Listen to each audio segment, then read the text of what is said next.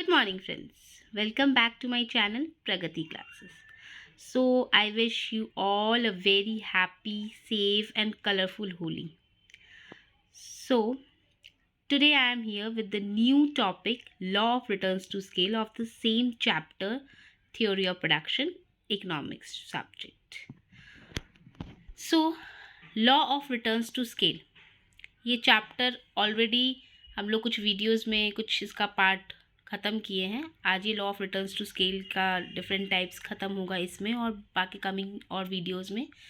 तो अगर आपको पसंद आए so please do like share and subscribe to my channel and press the bell icon to get the regular update videos, as we all know that board exams are coming soon and this is the most important topic for class 12 boards. आना ही आना है ये law of returns to scale, बहुत important है and for this year is very very very important. So law of returns to scale, let's proceed to the topic. तो law of returns to scale होता क्या है? Returns to scale generally long run concept होता है. अब long run concept जानने से पहले हम लोग ये जान लेते हैं कि long run and short run, उसमें डिफरेंट टाइप्स ऑफ कॉस्ट जो होता है वो सब होता क्या है, उससे क्या समझ में आता है. ठीक है, तो लॉन्ग रन जनरली जब हम लोग अपना कोई भी जो कंपनी वगैरह है जो भी है वो लॉन्ग रन बेसिस पे लॉन्ग टाइम पीरियड के लिए हम लोग जब उसको चलाते हैं दैट इज़ लॉन्ग रन.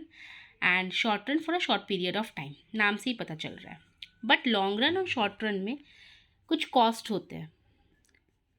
तो लॉन्ग रन कॉन्सेप्ट में दो कॉस्ट होता है, एक फिक्स्ड कॉस्ट, एक वेरिएबल कॉस्ट. तो पहले ये जान लेते हैं कि फिक्स्ड कॉस्ट और वेरिएबल कॉस्ट होता क्या है एग्जाम्पल के साथ. तो फिक्स्ड से समझ में आ रहा है कि वो फिक्स्ड होगा, वो कांस्टेंट होगा. प्रोडक्शन के बेसिस पे कैसे समझेंगे फिक्स्ड एंड वेरिएबल कॉस्ट? तो फिक्स्ड कॉस्ट का मतलब होता है, एग्जाम्पल से हम लोग समझते हैं कि समझिए एक लैंड, एक कोई भी लैंड जहाँ पे एक फैक्ट्री सिचुएटेड है, वो अगर हम लोग रेंट पे लगाए हैं तो वो लैंड का रेंट तो हम लोगों को देना होता है, वो एक तरीके से फिक्स्ड कॉस्ट है. फिक्स्ड कॉस्ट मतलब है चाहे आपका प्रोडक्शन वहाँ पे हो, आउटपुट प्रोड्यूस हो रहा हो नहीं हो रहा हो, उससे सामने वाले को मतलब नहीं है, वो एक फिक्स्ड कॉस्ट है, वो आपको उसको पे करना होगा. आउटपुट लेवल इंक्रीज़ हो डिक्रीज़ हो जो भी हो, वो रेंट सेम होता है और वो रेंट आप लोग को देना पड़ेगा. That what we called a fixed cost. Whereas variable cost, variable cost क्या होता है? अब वेरिएबल कॉस्ट को भी एग्जाम्पल से समझते तो ज़्यादा समझ में आएगा. Like cost of raw material, ये एक एग्जाम्पल है वेरिएबल कॉस्ट का. Quantity of raw material very करता है with the level of output. अगर हम लोग मोर आउटपुट प्रोड्यूस करना चाहते हैं तो हम लोग को रॉ मटेरियल ज़्यादा चाहिए होता है, तो cost of raw material increase होगा लेवल ऑफ आउटपुट के साथ, है ना. तो वो वेरी कर रहा है ना, फिक्स तो नहीं है. जब प्रोडक्शन ज़्यादा करना है तो रॉ मटेरियल ज़्यादा यूज़ कर रहा है, प्रोडक्शन कम करना है रॉ मटेरियल अकॉर्डिंगली यूज़ कर रहे हैं. तो वो वेरी कर रहा है टाइम पीरियड के साथ. तो जिस तरीके से वो वेरी कर रहा है that is called variable cost, और जो कांस्टेंट है that is called fixed cost. Fixed cost production पे डिपेंड नहीं करता है कि आपका प्रोडक्शन हो रहा है, आउटपुट कितना प्रोड्यूस हो रहा है नहीं हो रहा है, वो सबसे कुछ भी मतलब नहीं है, that is fixed. But variable cost में मेन आपका प्रोडक्शन आउटपुट ये सब निर्भर करता है, अकॉर्डिंगली वो वेरी करता है, वो कांस्टेंट नहीं होता है. तो अब आते हैं हम लोग अपने टॉपिक पे. मेन इसका जो पॉइंट्स था जो समझना था वो हम लोग समझ लिए कि रिटर्न्स टू स्केल जो है वो लॉन्ग रन कॉन्सेप्ट है. जैसे कि हम लोग को पता है कि लॉन्ग रन में सारा फैक्टर्स ऑफ प्रोडक्शन जो होता है वो वेरिएबल होता है. चेंज इन आउटपुट जो होता है, मतलब स्केल ऑफ प्रोडक्शन में जो चेंजेस आता है वो चेंजेस होता है आउटपुट के वजह से, जिसको हम लोग रिटर्न्स टू स्केल बोलते हैं. And generally returns to scale का कुछ एजम्पशंस होता है दैट जो भी फैक्टर्स ऑफ प्रोडक्शन हम लोग पढ़े थे ना, लैंड लेबर कैपिटल ऑर्गेनाइजेशन, ये जिसका इसका जितना भी प्राइजेस होता है, लैंड लेबर जितने भी फैक्टर्स ऑफ प्रोडक्शन का जो प्राइजेस होता है वो कांस्टेंट होता है रिटर्न्स टू स्केल में. ये एजम्पशंस है. हम लोग लॉ ऑफ डिमांड भी पढ़े थे, उसमें भी कुछ एजम्पशंस पढ़े थे ना, किसी भी लॉ में कुछ एजम्पशंस होता है, हम लोग एज्यूम करते हैं वो चीज़. तो वैसे इसका सबसे पहला एजम्पशंस है कि इसका सारे फैक्टर्स ऑफ प्रोडक्शन का प्राइजेस कांस्टेंट है. फैक्टर्स ऑफ प्रोडक्शन चेंज होता है सेम प्रपोर्शन में. अगर ए 10% से चेंज हो रहा है तो बी भी 10% से, सी भी 10% से, they all will change in the same proportion. Returns to scale जो होता है वो लॉन्ग रन से रिलेटेड है, जो कि हम लोग डेफिनेशन में भी पढ़े. लॉन्ग रन कॉन्सेप्ट है जहाँ पे सारा कॉस्ट वेरी करता है, वेरिएबल कॉस्ट होता है.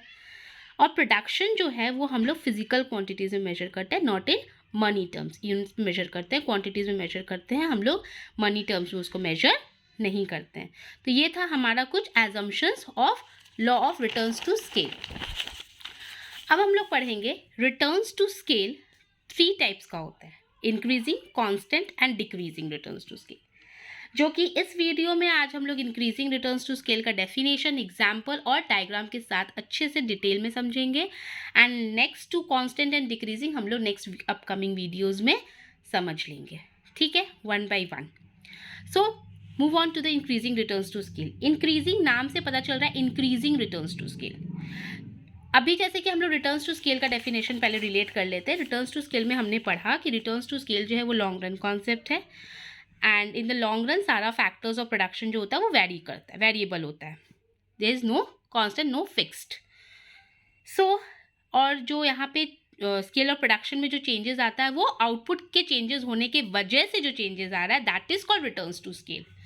तो यही आउटपुट और प्रोडक्शन के बारे में हम लोग इंक्रीजिंग में पढ़ेंगे कि क्या इंक्रीज हो रहा है, क्या ग्रेटर है, यही हम लोग इंक्रीजिंग रिटर्न्स टू स्केल से समझते हैं। तो इंक्रीजिंग रिटर्न्स टू स्केल में बोला जा रहा है कि जब भी आउटपुट लेवल इंक्रीज होता है, हमारा जो आउटपुट होता है, जब प्रोडक्शन करना होता है तो हमें कुछ आउटपुट चाहिए होता है, तो जब आउटपुट लेवल इंक्रीज होता है, जब भी आउटपुट लेवल इंक्रीज होता है in a greater proportion compare to, किससे ग्रेटर होता है, इनपुट से। When the output level increases in a greater proportion than the increase in input, then production process is said to be increasing returns to scale. बस concept increasing पता था, हम लोग को पता ही कि ग्रेटर का इसका मेन कॉन्सेप्ट होगा, अकॉर्डिंग टू नाम पे डिपेंड कर रहा है। तो जब भी आउटपुट लेवल इंक्रीज होगा ग्रेटर प्रोपोर्शन में compare to input level, then that production process is said to be increasing returns to scale. अगर डेफिनेशन अच्छे से समझ ना आया हो तो कोई बात नहीं, हम लोग एग्जाम्पल से समझेंगे। लेट्स सी, यहाँ पे हमने इनपुट लिया, आउटपुट लिया, परसेंटेज चेंज इन इनपुट और परसेंटेज चेंज इन आउटपुट। तो हमने पढ़ा कि जब आउटपुट लेवल इंक्रीज होता है, डेफिनेशन और एग्जाम्पल रिलेट कीजिएगा, बहुत अच्छे से समझ में आएगा। जैसे यहाँ पे हम लोग इनपुट लिए हैं, एक मशीन एक लेबर, फर्स्ट फेज में एक मशीन है और एक लेबर है। हम लोग एक मशीन को लिए और एक लेबर को लिए, तो हम लोग एज्यूम कर रहे थे कि आउटपुट हमारा 100 होगा, ओके। सेकेंड में 2 मशीन्स और 2 लेबर को हम लोग इंस्टॉल किए, 2 मशीन्स और 2 लेबर है, तो उस समय हमारा आउटपुट 220 है, ये हम लोग एज्यूम किए हैं। हमारा आउटपुट 220 है और हमारा चेंज इन इनपुट कितना हो रहा है, परसेंटेज चेंज इन इनपुट 100। तो हमारा आउटपुट में कितना चेंजेस आ रहा है ये हमने निकालना है। कैसे निकालना है, किस फॉर्मूला से निकालना है? आउटपुट जो हमारा है वो है आउटपुट 220 माइनस हमारा पहला आउटपुट 100, पहला आउटपुट 100 था हमारा जब 1 मशीन और 1 लेबर हम लोग एज्यूम किए थे, divided by 100 only this output, previous output. और परसेंटेज निकालना है तो हम लोग को पता है परसेंटेज निकालने के लिए इनटू 100, तो हम लोग का क्या आ रहा है 120। तो हम लोग देख रहे हैं जैसे कि हम लोग डेफिनेशन में पढ़े थे कि जब output level increase in a greater proportion then the increase in input, और यहाँ पे क्या हो रहा है, यहाँ पे हमारा आउटपुट लेवल, यहाँ पे हम लोग देख रहे हैं कि हमारा इनपुट क्या है, when the output level increase in a greater, output level 120 है, ग्रेटर है देन इनपुट, हमारा चेंज इन इनपुट 100 एज्यूम किए थे हमने, तो यहाँ पे आउटपुट 120 है इनपुट से ज़्यादा, that is increasing returns to scale. Output बढ़ा, यहाँ पे चेंज इन आउटपुट भी देख रहे हैं, यहाँ पे 100 था इनपुट और यहाँ पे 120 है, तो आउटपुट लेवल जब इंक्रीज होगा in a greater proportion then increase in input, तो वो होगा हमारा इंक्रीजिंग रिटर्न्स टू स्केल। वही जब हमने 4 मशीन्स और 4 लेबर लिया तो हमारा आउटपुट 500 था और इनपुट 100 था, तो ये भी सेम फार्मूला से निकालेंगे और हम देख रहे हैं कि हमारा आउटपुट यहाँ पे भी बढ़ रहा है, देख रहे हैं हम बढ़े जा रहा है ना 127। तो हमारा इनपुट से ज़्यादा ग्रेटर प्रोपोर्शन क्या है, हमारा आउटपुट। वही हमारा डेफिनेशन बोला है कि जब भी आउटपुट लेवल इंक्रीज होगा in a greater proportion then the increase in input, then production process is said to be increasing returns to scale. अब इसे हम लोग डायग्राम से भी समझ लेते हैं। अगर डायग्राम से इसे हम लोग समझे तो इस तरीके से इसका डायग्राम है, ये है हमारा percentage increase in output, percentage increase in all factors, जो भी हमारा फैक्टर्स था।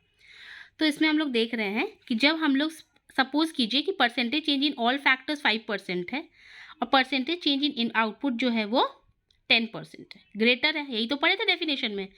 तो यहाँ पे हम लोग को दिख रहा है कि हमारा देख सकते हैं यहाँ पे जो हमारा आउटपुट है वो उसमें ज़्यादा चेंजेस है, ग्रेटर प्रोपोर्शन में चेंजेस है than compare to other factors, जो कि हमने यहाँ पे भी लिखा है कि ऑल फैक्टर्स 5% से चेंज हो रहा है और हमारा इंक्रीज इन आउटपुट जो है वो 10% से हो रहा है। और यहाँ डायग्राम में भी हम लोग को यहाँ पे गैप देख सकते हैं, आप गैपिंग देख सकते हैं, आउटपुट लेवल में कितना गैप है और हमारा फैक्टर्स में या फिर इनपुट जो हम लगाते हैं, जो फैक्टर्स मतलब ही तो जो हम इनपुट लगा रहे हैं, इनपुट लगाएंगे, रॉ मटेरियल देंगे तो मेरे को आउटपुट मिलेगा ना।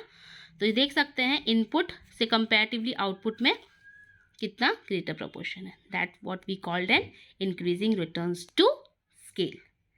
होप सो कि ये आपको अच्छे से समझ में आया होगा। अगर प्रॉब्लम हुआ है तो प्लीज़ कमेंट, डिटेल में और बताया जाएगा, और बाकी का कांस्टेंट और decreasing returns to scale next video में हम लोग इसी के साथ एग्जाम्पल, डेफिनेशन और ग्राफ के साथ समझेंगे। Till then take care, bye bye.